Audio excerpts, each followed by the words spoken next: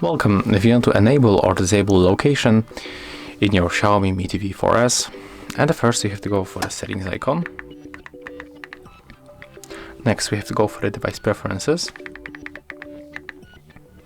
Right now we have to scroll down and we have to go for the location. Click on the location status, and as you can see currently it's turned off. To turn it off, you click here, and as you can see the device will use location by using the Wi-Fi. So we have to also enable Wi-Fi to let your device estimate location through the Wi-Fi network. That's all. If you find this video helpful, remember to leave a like, comment and subscribe.